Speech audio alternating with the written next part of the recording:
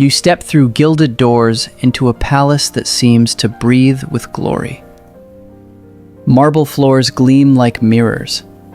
Candle flames scatter golden light across walls draped in tapestries.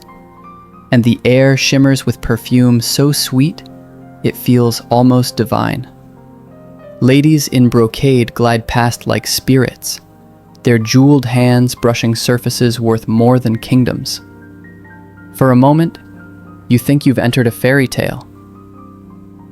Then it hits you. The smell. Not the roses, not the ambergris, but something darker. Human.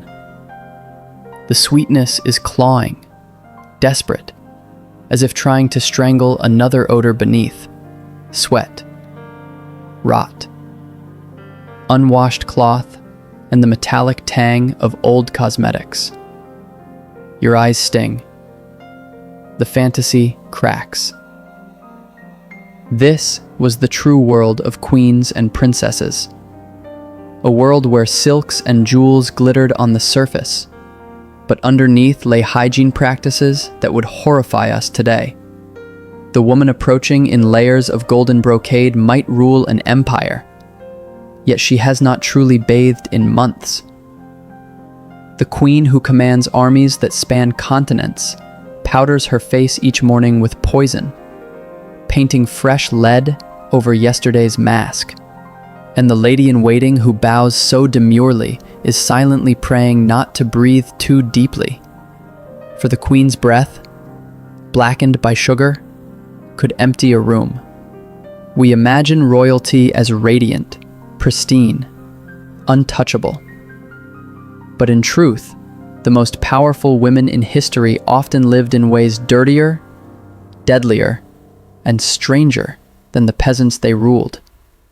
Elizabeth I's white, ghostly face, immortalized in portraits, was achieved not by purity, but by a deadly paste of lead and vinegar that ate through her skin.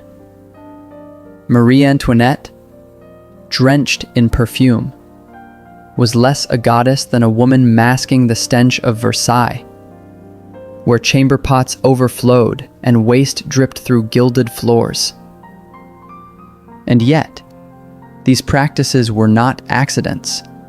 They were rituals, sanctified by fashion, medicine, and even faith. Physicians warned that water carried disease, so bathing became rare. Perfume was armor against filth. Confinement chambers for childbirth, sealed tight against fresh air, became prisons of fever.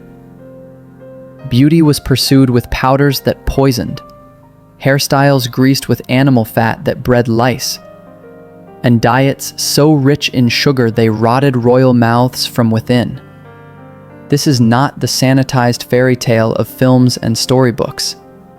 This is the hidden history of queens, where power glittered above, but the body suffered below. In this journey, we will uncover the 10 worst hygiene practices of royal women. We must step back into their world. A world where the very idea of cleanliness was shaped by fear, superstition, and ritual. Imagine Europe in the late Middle Ages. Cities bustled with trade and splendor. Yet beneath the facades lay rivers of filth. Narrow streets doubled as sewers. Chamber pots were hurled from windows, splattering onto cobblestones where beggars and stray dogs fought for scraps. Public bathhouses, once thriving under Roman and Islamic influence, had fallen into suspicion. The church warned that bathing exposed the soul to temptation. Priests preached that nakedness led to sin. By the 16th century, physicians echoed this fear. They insisted water opened the pores and allowed disease to slip inside. In such an atmosphere, even queens were not spared. In fact, their very status made matters worse. Peasant women bathed in rivers, scrubbed homespun linen, and worked outdoors. Royal women, wrapped in heavy silks, brocades, and velvets, fabrics nearly impossible to wash, absorbed odors that lingered for months. Court life magnified the problem. A queen's day began in crowded chambers. Servants dressed her, ambassadors petitioned her, courtiers gossiped at her elbow. Privacy did not exist. To relieve herself or to wash was a semi-public ritual, attended by maids or physicians. The body of a queen was not personal. It was ceremonial. And then there were the beauty standards. Pale skin was prized as the mark of nobility. It meant you did not labor in the fields. But avoiding the sun was not enough. Women painted their faces with powders of lead and vinegar, Venetian ceruse, a substance preserved in 16th century cosmetic recipes and confirmed by jars found in museum collections. Doctors today know it corroded the skin, caused tremors, and slowly poisoned the blood. Yet in candlelight, it gleamed with unearthly brilliance. The illusion was worth the price. Teeth told another story. Sugar, newly abundant through colonial trade, became the most fashionable indulgence of the rich.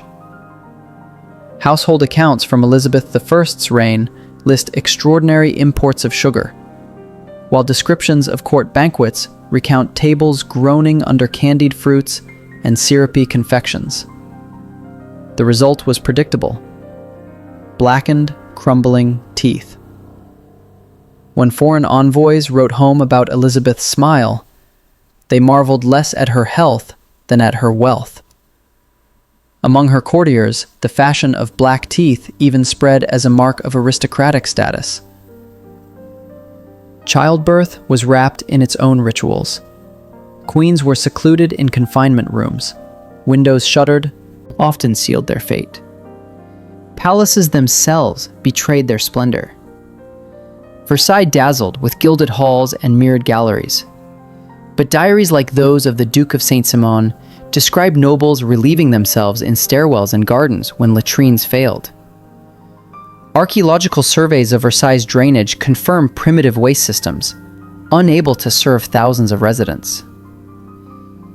Inventories from Marie Antoinette's personal collection show hundreds of perfume vials ordered each year, proof that fragrance was not only a luxury, but a necessity to endure the stench. And yet, for all its horrors, this world was not ignorant in the way we might think.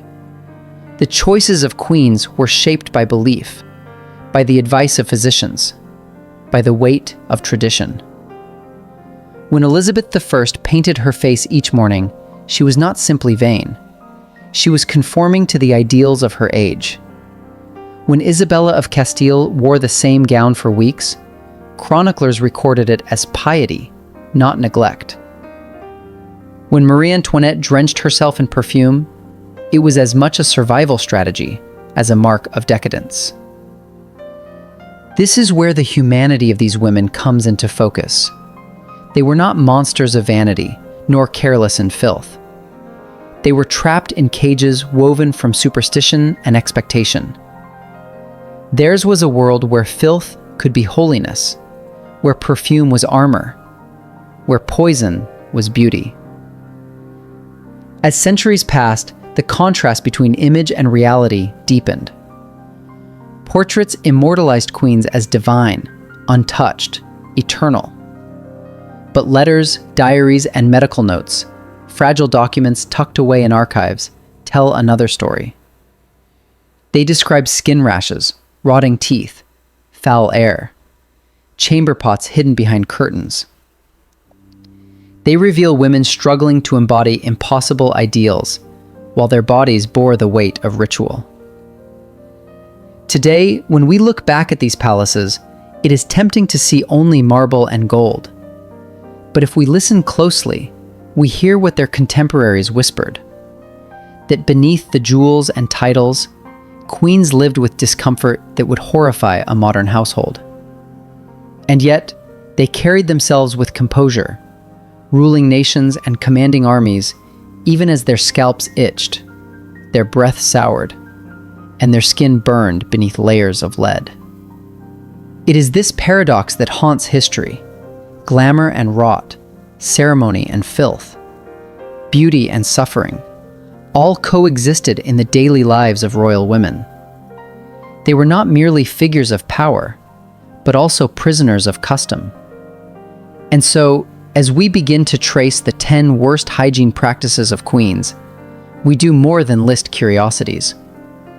We peel back the silk and the paint to reveal the fragile humanity beneath, the aches, the poisons, the whispered prayers for relief. Because the truth is, stories often blur truth with exaggeration, yet they reveal how strongly hygiene, or the lack of it, shaped the legends of queens. One of the most enduring rumors concerned Marie Antoinette. In the late 18th century, satirical pamphlets claimed the Queen of France bathed only rarely, covering her body instead with layers of perfume. Courtiers whispered that her gowns were never washed, merely refreshed with sachets of herbs. It is true that Versailles had almost no functioning plumbing, and it is also true that Antoinette adored perfume. Inventories list over 200 bottles in her possession at one time. But the claim that she never bathed? Likely exaggerated. Surviving records show she enjoyed baths, sometimes turning them into semi-public rituals. The myth endured because it served a political purpose, to paint her as decadent, alien, and unfit to rule. Across the Channel, Elizabeth I of England attracted equally grotesque tales. Servants and foreign envoys described her face as a mask of youth that cracked and flaked. Rumors spread that beneath her layers of Venetian Ceruse lay sores and scars. Some claimed her beauty was an illusion, that without her makeup, she was ghastly to behold. The truth lies somewhere between myth and fact. Recipes for Ceruse survive in Tudor cosmetic manuals, and jars of white lead powder have been found in archaeological contexts. Physicians of the time warned against its effects, yet the official portraits, commissioned to project power, show her eternally radiant. The dissonance between painted image and whispered rumor fed her legend as both a goddess and a ghost. In Spain, the legacy of Isabella of Castile became entangled with devotion. Chroniclers admired her piety, recording that she often wore the same clothes for weeks and shunned luxury. From this grew the rumor that she rarely washed, that her body carried the odor of sanctity rather than of soap. While exaggerated, the idea resonated with contemporaries who equated filth with holiness. For Isabella's admirers, the dirt proved her virtue. For her critics, it proved her fanaticism. Some stories veered into the supernatural. In Central Europe, whispers claim certain queens refused to bathe for fear of washing away protective spells. Others insisted that noblewomen preserved their youth through strange rituals, bathing in wine, in donkey's milk, or, most infamously, in blood. The Hungarian Countess Elizabeth Bathory, though not a queen, was accused of slaughtering virgins to bathe in their blood. Modern historians doubt the literal truth, yet the rumor reveals deep anxieties about female beauty and power. To many, the queen's glow was suspicious. It had to come from magic, or from horror. In Russia, Catherine the Great became a target of slander so filthy it overshadowed her accomplishments. Enemies accused her of eccentric hygiene, claiming she avoided bathing and masked herself with oils. Pamphlets went further, spread salacious stories intended to degrade her authority as a woman on the throne. Here, the myth had little basis in fact. Catherine was known to favor Western fashions and comforts, and there is no evidence she neglected her body. But the effectiveness of the rumor lay not in its truth, but in its cruelty. It weaponized filth to tarnish her image. Childbirth traditions, too, birthed legends. Stories told of queens confined in sealed, suffocating rooms, emerging pale and sickly, their gowns crawling with lice. Some claimed women died not from childbirth itself, but from the poisoned air of confinement. Records confirm the practice of shuttering rooms during royal births, and mortality rates were indeed high. Yet the idea that queens chose filth misunderstands their reality. They obeyed medical authority and ritual custom. Still, the image of a queen wasting away in a dark chamber resonated with the public, and the rumor spread like wildfire. Even the smallest details became fodder for gossip. Elizabeth I's blackened teeth shocked foreign ambassadors, who wrote letters describing them with equal parts disgust and fascination. Among her subjects, the condition was reframed as fashion. Aristocrats deliberately darkened their teeth to imitate the queen. What began as disease became status symbol, and rumor became trend. The French Revolution amplified every whisper into propaganda. Pamphlets depicted Marie Antoinette as a filthy, unwashed creature drowning in perfume and vice. The details mattered less than the effect. The people were invited to see their queen not as divine, but as corrupt and diseased. Filth became a metaphor for tyranny. And yet, amid the exaggerations, there are slivers of truth. Venetian Ceruse really did corrode the skin. Versailles really did stink of waste. Queens really did suffer under confinement rituals that bred infection. The rumors survived because they were believable. They exaggerated, but they did not invent, from nothing. Here lies the paradox. Legends of filth both humanized and demonized royal women. On the one hand, they tore away the mask of perfection, showing queens as flawed and fragile. On the other, they painted them as grotesque, their beauty a lie, their bodies corrupted. In either case, the rumors served power, whether the power of revolution, of rival courts, or of gossip itself. For us today, these legends pose a question. How much of history's image of queens is truth, and how much is myth carefully sharpened to wound? Were they truly drowning in filth, or were they victims of propaganda that weaponized dirt against them? The answer lies in the next step, where we turn from whispers to evidence, from gossip to documents, from rumor to record. When we sift through whispers and rumors, we find that many of the most grotesque hygiene practices of royal women are confirmed by hard evidence: letters, medical notes, financial accounts, portraits, and even archaeological remains. These fragments of the past strip away legend and show us what life in the palaces was truly like. Take Elizabeth I of England. Her alabaster complexion became legend, but the recipe for her famous cosmetic, Venetian Ceruse, survives in Tudor-era beauty manuals. A mixture of white lead and vinegar. Museum collections contain preserved jars of the substance, their chemical analyses confirming its toxic composition. The effects were devastating. Skin corrosion, tremors, mood swings. One Venetian ambassador, describing the queen late in life, remarked that her face is much painted, so thick as to appear a mask. This is no rumor. Portraits of Elizabeth, examined under infrared imaging, reveal repainting. Artists were ordered to conceal blemishes and sores beneath layers of pigment. Her beauty was not eternal. It was carefully manufactured and poisoned from within. Dental evidence provides another undeniable truth. Court records from 1602 show Elizabeth purchasing vast quantities of sugar. Banquet accounts list tables laden with candied fruits and marzipan. Foreign envoys wrote home astonished at her blackened teeth, noting how courtiers imitated the look as a mark of status.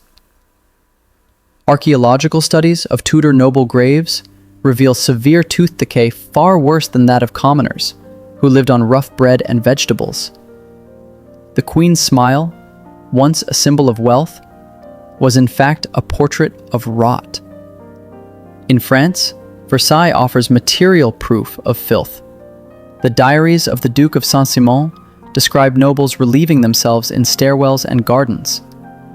A letter from the Marquis de Dangeau observed, "There are few privies, and many use the corridors without shame." Archaeological surveys confirm primitive drainage systems beneath the palace. Layers of compacted waste have been found under once grand halls. Against this backdrop, perfume was not simply indulgence, it was necessity. Inventories from Marie Antoinette's household list hundreds of bottles of fragrance, enough to suggest constant use. Perfume masked what architecture could not cleanse. Childbirth rituals leave a chilling paper trail. French physician Jacques Guillemot, in his De la Rue Accouchement, 1609, recommended sealing birthing chambers with tapestries and maintaining constant fires. The reasoning was to protect against corrupted air. Letters from attendants at royal births describe rooms so hot and stifling that women fainted. Mortality rates confirm the consequences. Queens of France and Spain repeatedly died from puerperal fever. The ritual itself was a death sentence, disguised as protection. Material culture adds more evidence. In Vienna, preserved gowns of Empress Maria Theresa reveal sweat stains and wear, suggesting repeated use without thorough washing. In France, carrying the scent of survival. Medical notes written by court physicians give us glimpses of the toll.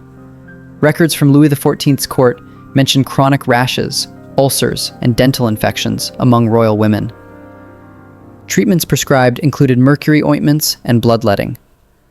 One physician's journal describes Her Majesty's gums blackened and her breath most offensive, almost certainly from sugar decay.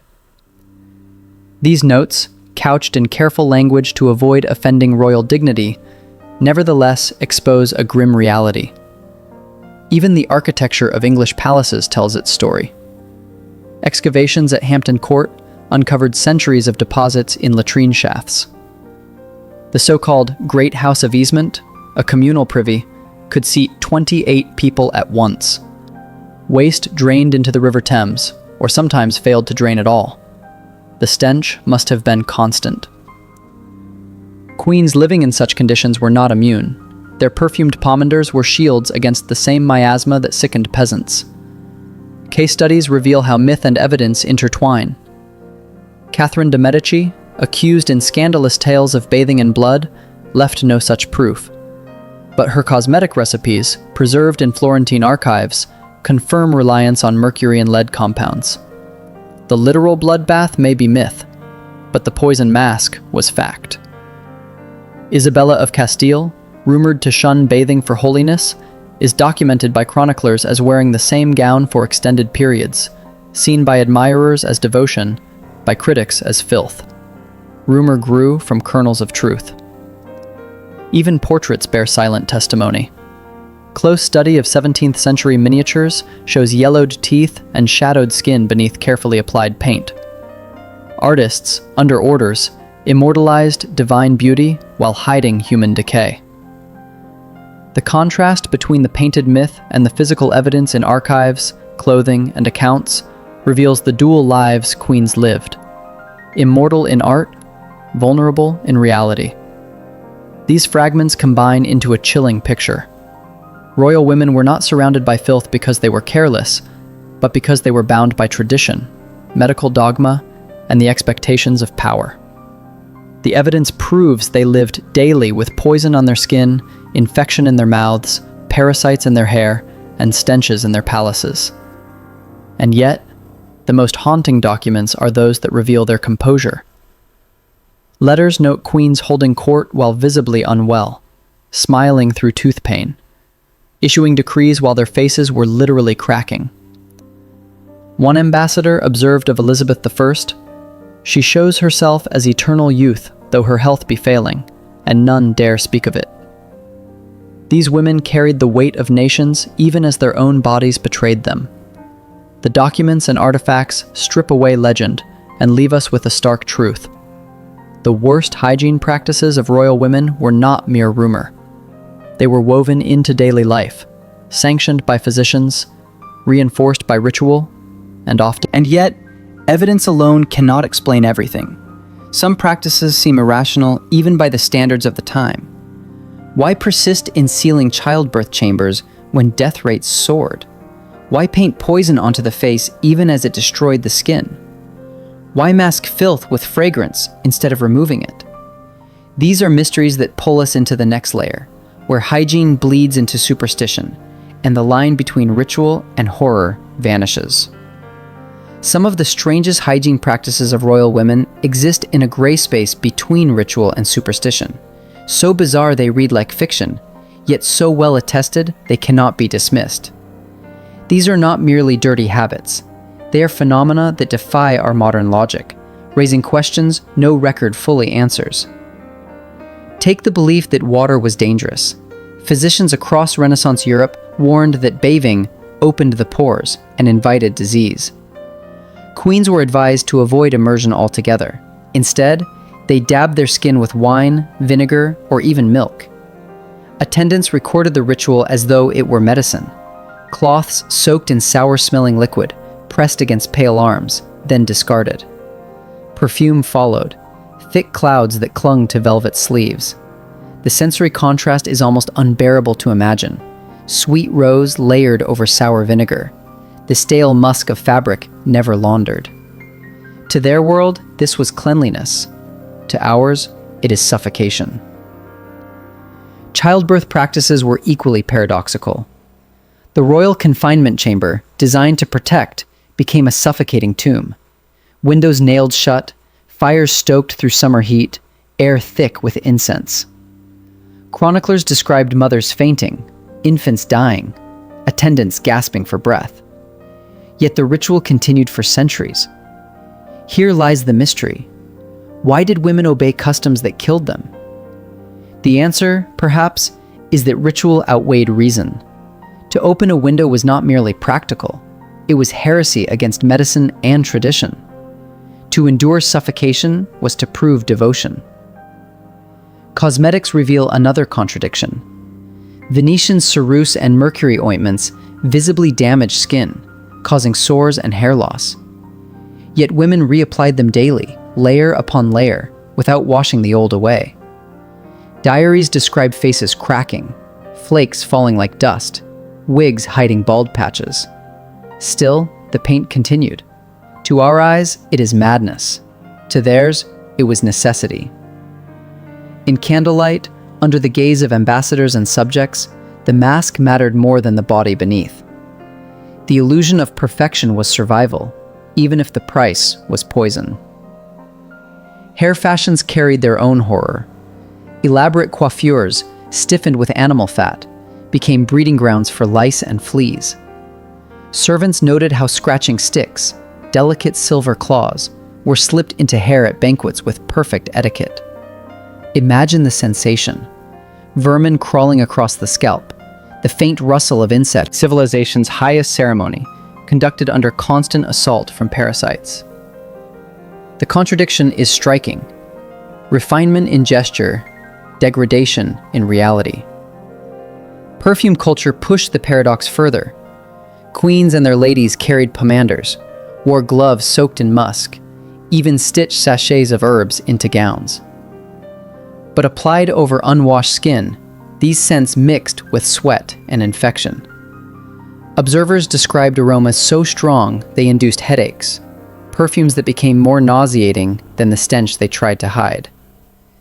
And yet, instead of cleaning, courtiers escalated. Stronger scents, heavier oils, more musk. The palace became an olfactory battlefield, perfume waging war against rot. Why persist? Because in their world, fragrance equaled virtue. To smell strong was to smell noble.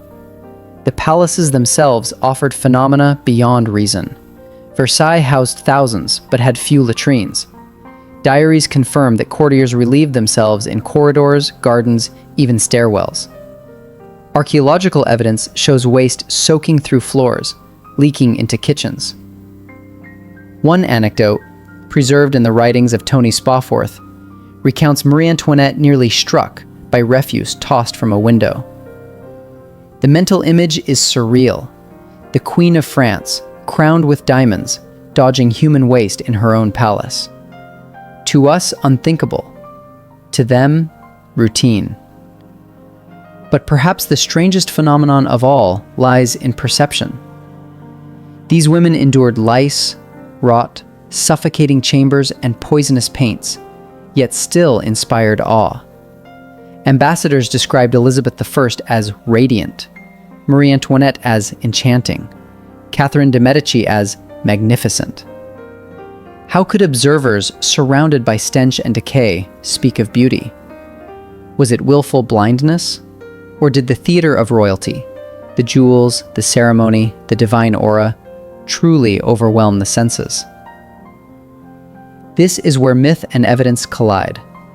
On one hand, records confirm the filth, the waste, the poisons, the suffocating rooms. On the other, observers describe majesty and allure. The contradiction is almost impossible to reconcile. Perhaps the truth lies in duality. Queens were both radiant and rotten, both divine and human, both illusions and realities at once. The psychological toll must have been immense. To smile through tooth pain, to sit on a throne while your scalp crawled, to host audiences while your face cracked beneath poison paint. This required discipline bordering on the unimaginable. And yet, they did it. Day after day, year after year, queens held themselves as symbols of perfection, while living in constant physical discomfort. These unexplained customs reveal a society where suffering was normalized, even sanctified. To us, they are bizarre. Accept them knowingly, believing that pain and poison were the price of power. Were they victims of ignorance? Or prisoners of ritual too sacred to break? Whatever the truth, the legacy endures. Their strange hygiene practices have become part of the mythology of royalty itself.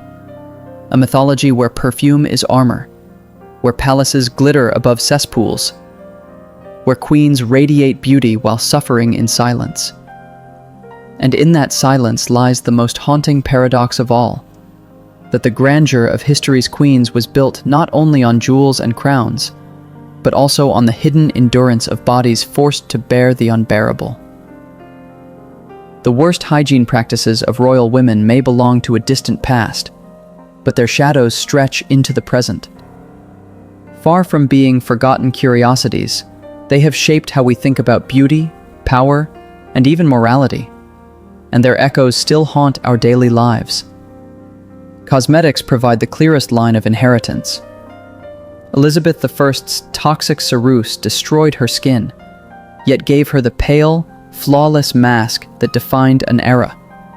That obsession never died. Today, creams promise to brighten complexions.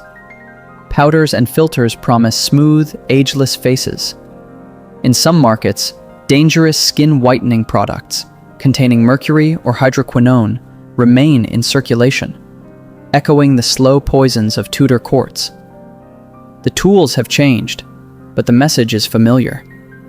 Beauty is worth the risk. Perfume tells a similar story. At Versailles, fragrance was survival, a weapon against the stench of unwashed bodies and overflowing chamber pots. Inventories of Marie Antoinette's household list hundreds of vials of rose, musk, and ambergris. Today, perfume is marketed as luxury, identity, seduction. We rarely connect it to hygiene, yet the logic persists. Scent reshapes perception. Where courtiers carried pomanders to survive the palace air, we carry deodorants and sprays, masking reality beneath chemical veils. The line from Versailles to the modern beauty counter is straighter than we admit. Architecture also carries the legacy. Versailles, Hampton Court, and El Escorial became infamous for poor sanitation. The backlash helped spur modernization. By the 19th century, plumbing and sewage systems were flaunted as symbols of progress. To have running water in a palace, or a city, was to prove one had risen above the filth of earlier centuries. Public health reforms were not abstract policies. They were responses to the remembered stench of gilded palaces. Literature and culture have seized on these contrasts. Revolutionary pamphlets portrayed queens as grotesque caricatures, drowning in perfume and vice. Centuries later, novelists and filmmakers returned to the theme. Historical dramas linger on the cracked masks of lead paint, hiding decay, power masking pain. Tourism, too, profits from the shock. Visitors to Versailles or Hampton Court often expect fairy tales, but guides highlight chamber pots in hallways, gowns never washed, wigs crawling with vermin. These anecdotes captivate precisely because they humanize. To hear that a queen endured toothaches, foul breath, or suffocating rituals makes her less divine and more tragically real. The dirt of history becomes a bridge between past and present. Medicine learned from these failures. The confinement chambers that killed mothers and infants inspired reform centuries later. By the 19th century, physicians like Ignaz Semmelweis and Florence Nightingale emphasized fresh air, hand washing, and antiseptic practice. Their breakthroughs can be seen as direct rejections of traditions that once suffocated queens. Painful as it is to admit, the suffering of royal women helped propel modern maternity care. But perhaps the deepest legacy is psychological. We still carry the fantasy of queens as perfect, flawless, untouchable. Royal weddings are televised like fairy tales, with gowns gleaming and faces glowing. Yet history whispers that perfection is always a mask. The truth is sweat beneath silk, exhaustion beneath crowns, pain behind smiles. That tension, the illusion versus the body, remains central to our fascination with royalty. Even our modern beauty standards echo the old cycles of harm. Social media filters smooth skin into porcelain masks, recalling Elizabeth I's lead paint. Diets promising slim elegance echo royal obsessions with appearance over health. Cosmetic injections and surgeries, while safer than lead-based powders, still carry risks undertaken in the name of an impossible ideal. The tools evolve, but the paradox remains. This is why the hygiene practices of queens endure in memory. They are more than grotesque details of history. They are cautionary tales. They remind us that beauty can be poison, that ritual can become prison, that power does not protect against suffering. And yet, they also reveal resilience. These women ruled nations, endured ceremonies, and maintained composure while battling discomforts that would break many of us. Their endurance, through poison paint, lice-infested wigs, suffocating chambers, is as much part of their legacy as the filth itself. In our fascination with their hidden suffering, we confront our own. We ask, how much pain are we willing to endure for beauty? How much illusion are we willing to believe, even when the truth stinks beneath?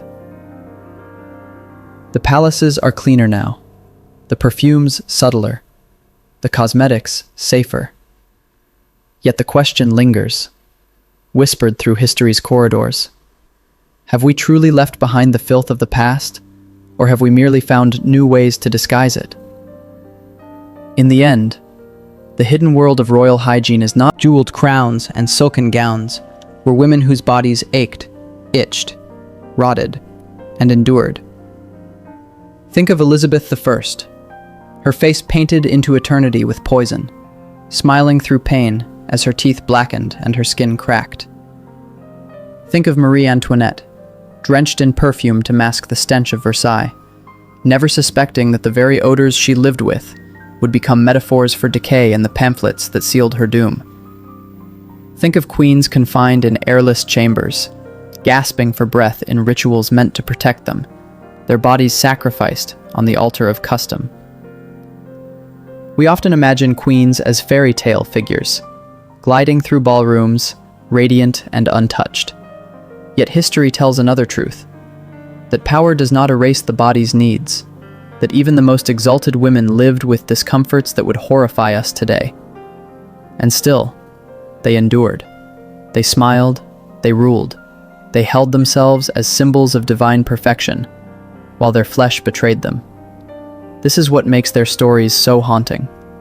They remind us that perfection is almost always an illusion, that what dazzles the eye often conceals rot beneath, and that societies, whether in the Renaissance court or the modern age, are willing to sacrifice health, comfort, even sanity in pursuit of appearances.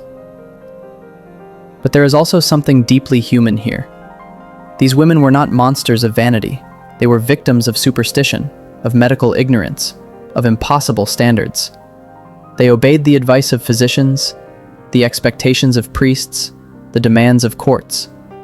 In their suffering, they were not so different from us.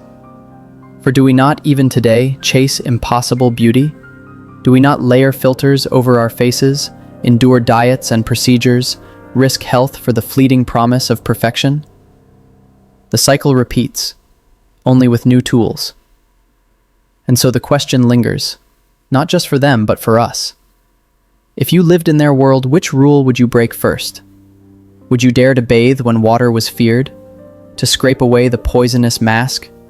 To open a window in a confinement room? Or would you, like so many before, surrender to ritual, believing survival lay in obedience? Share your thoughts below. Which practice horrified you most? And do you think our modern beauty standards are truly more enlightened, or just new poisons dressed in prettier bottles? If this journey through the hidden filth of royalty has unsettled you, remember, it is only the beginning. History is full of secrets buried beneath silk and stone. At Hidden History Vault, we uncover them. The tombs that whisper, the palaces that rot, the curses that linger. So, if you have not already, I invite you to subscribe. Join us as we peel back the masks of history, one story at a time. Because history's darkest truths are not dead. They breathe, they echo, and they wait for us to listen. Stench of rot, the crawling of lice, the weight of poison. Perfection was painted. Suffering was real. And sometimes, the most unforgettable crowns are not those that glitter, but those that hide what no one wished to see.